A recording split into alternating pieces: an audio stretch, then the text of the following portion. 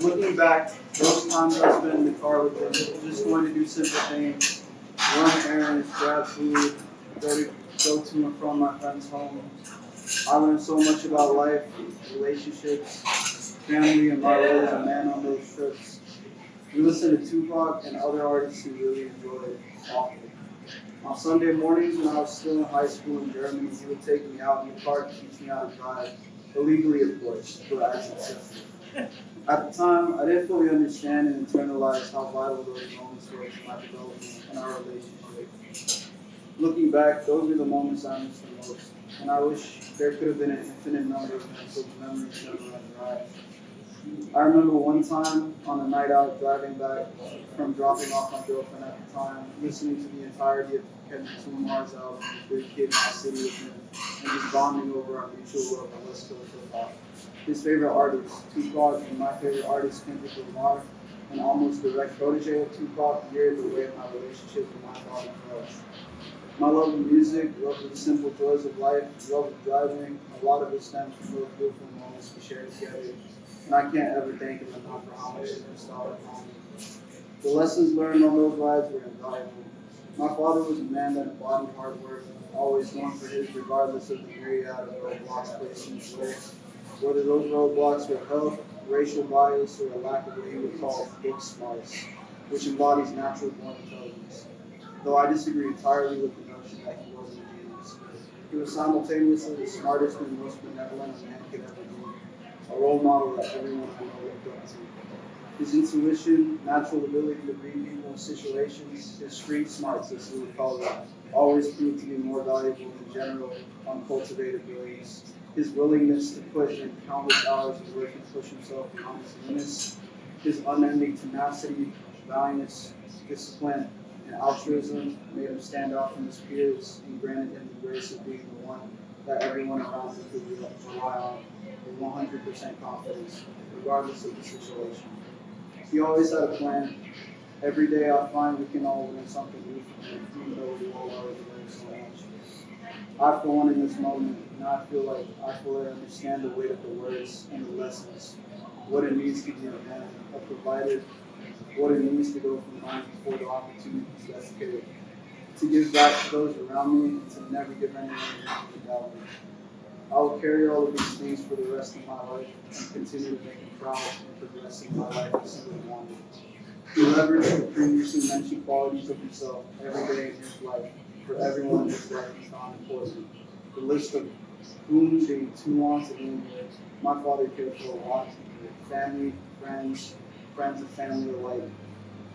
And we can never truly thank him enough for the effort that he put in tirelessly for the 52 years he lived on this earth. But we can't celebrate the life he lived and the life he breathed into his kinfolk and his companions. He will always be here with us in all our thoughts and memories. I pray we never let him fade from our minds after all our friendships. He deserved the world, but he always willingly volunteered the world instead to the ones around him he wouldn't even think twice about it. But this day is for him. Celebrating him, attaining everything he could have ever dreamt of in life and work. Celebrating him, making it out of financial poverty into not only financial wealth, but a moral abundance of wealth as well. Celebrating him, bringing together the most sublime souls the world could foster all into one place, all into one collective human family. I believe my father could do anything and everything. He was my superhero. At the end of all this, he still always tells me how proud he was of me. Every time we talk about Phil, at this point, all I could do is extend that. I've never been more proud, more blessed, more honored to have him as a role model in my life and to be a witness to the beautiful life that he lived himself. Despite my own complex issues that served as barriers for my progression, having him as a father did so much for my mother and I that calling him a role model or a superhero is almost an understatement. He was and always will be the closest a man could be to a divine, ever benevolent influence on our world and people around us. We'll all miss you dearly, Dad, and we'll forever keep you in our hearts. I miss you dearly. I love you so much, Pops. Every second I live, I promise I'll keep your memory alive. Your soul still aflame in the hearts of myself and those around me. It will carry on as long as I live. I'll continue to make you proud as you watch over me and my family, my beautiful family, man. And with love to my dad, a mentor, a best friend, a pure and kind, untouchable human soul.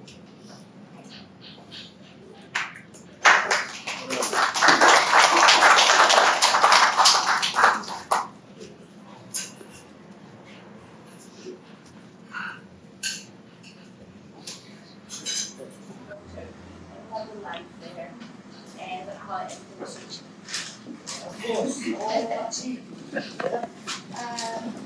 about these families, parents-in-law, about culture, how much he loved the house there. About Matthew, how proud he was of you. How good looking that boy is. And how he makes good money, and he was so proud of him. And about how much he had to lie about what time you had to be somewhere because you were always late. Yes. And how close you were now living here, and how happy you were living in this house and families. His dream to buy a boat and to sail between Turkey and Greece. And he was so proud that he did his best. So you two wouldn't have to worry about it. If there was something happening. You were always important. He was always thinking about you. He shared stories about you. And we made plans to retire together, to leave postal worlds behind, had some fun and stressful times. He was a stand-up guy, very kind and fair. And honestly, I'm very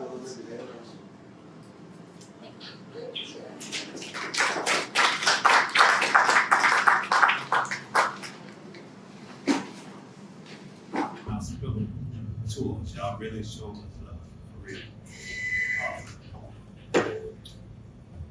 This is one of the hardest things to do.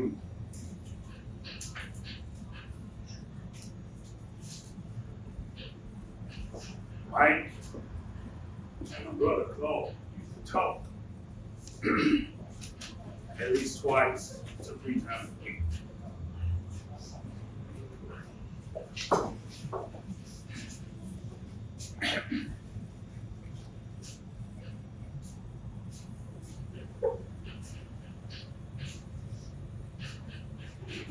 If y'all knew Mike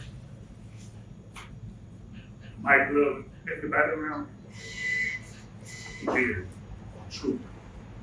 He didn't meet a bad person at all. And if he did, you wouldn't know about it. He bragged on you, challenged you, and some of y'all don't even know. He was just a good guy. He loved you, man. He did. And he put family together.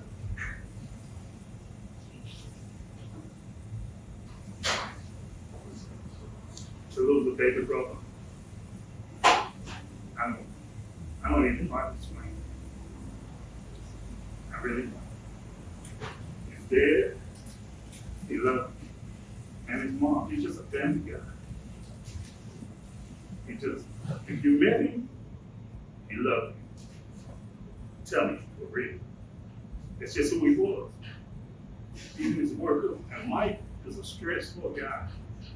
He took everything to heart and wanted to do better. He wanted to prove himself that he could be better than anybody. That's just who he was. About 2 weeks ago, he told me on the phone, he said, you know what, brother? Man, I always wanted to tell you I looked up to you. Man, that just made me feel so good. All through life, we laughed, but I never knew that he looked at me like, and I looked inside of him He took my wife in from day one. They was even thinking about going in the military together. He's just that type of guy. I was fighting in Iraq. He was trying to get my wife to go in the buddy system into the military. He's just a stand-up guy, for real. And to talk to me and his brother had with him every week. My man, what's up? Man, talk to old Willie. It's just conversations that we had that I cherish forever. But don't you ever doubt your dad never loved you? And you did. He was, man, when y'all decided to come overseas, I already knew that that's just what Mike wanted to be. It was. He felt at home over it for some reason. No, and I don't question what he do, that's him. Y'all friends that's around, he truly love y'all too. If not, y'all wouldn't be here. And that shows for me and my brother there that y'all was a part of his love. You know, sometimes I say the same thing over and over because I'm not really a public speaker like that. But I'm telling y'all, everybody in this room, they love you. Sitting there watching me today, man, it's the hardest thing I've done.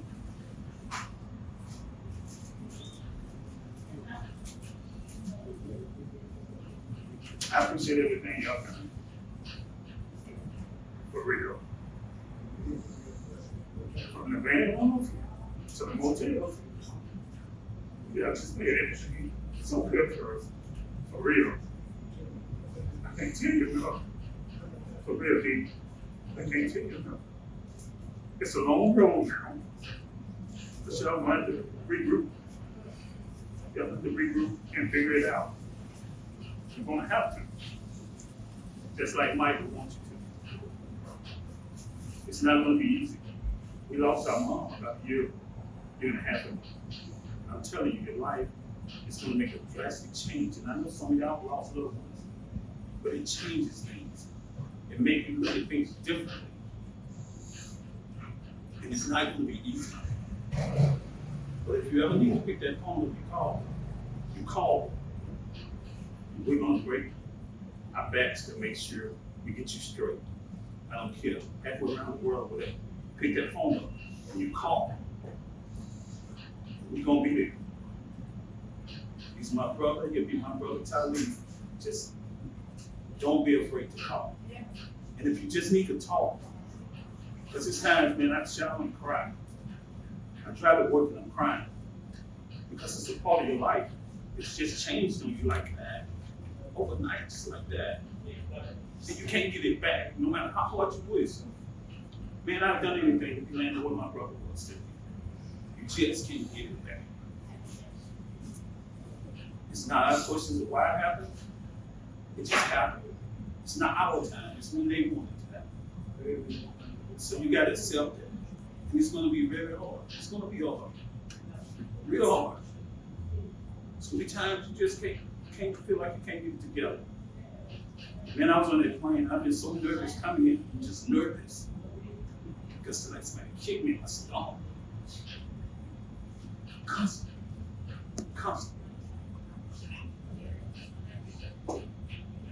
And I just know he loves y'all. All right. I'm not taking too much of y'all time. Because like I said, I don't even like talking like this, but I feel that somebody needed to say something. Like my dad is not really speaking. He's not. Carl's not really speaking. So guess what? At least to me, my son, take all my mistakes that I said, take it from love. Because this is hard stuff. It really is. It's very hard. Because that guy, man, will give this, man, he give you this last dime. He'll call you, he'll check on you. It's just who Mike was. And this is a big one for me. For all that's on me, it's just a big loss. For all y'all, it's a big loss. Because it'll never be the same one. For real, it'll never be the same. And again, I want to thank y'all for everything that y'all done. All of you. Y'all made this trip for us. Mike always used to say, I'm gonna get y'all a priest. Sad occasion, this is where we came. He got us in. I'm done. All right, thanks. Thank you.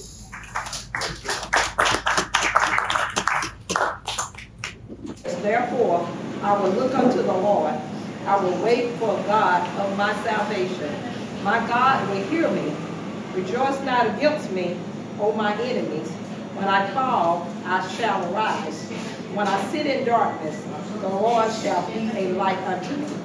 So Michael, he knew the Lord, and he always wanted God to save him. And if he didn't do nothing else, he made that time with God.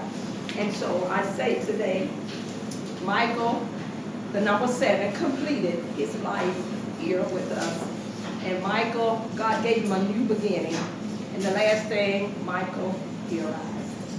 Thank you. Exactly. But there's a poem about a rose. And a rose crawling up a wall, and it sees a crack in the cement. And it makes its way through the other side of the wall and continues to grow. So we can't see what was on our side, but the other side of the wall, the sun still shines and the rose continues to bloom. So our beloved Mike continues to bloom on the other side of the wall, even though we can't see that. But thank you so much on behalf of Dee. Thank you, everybody. And Matthew.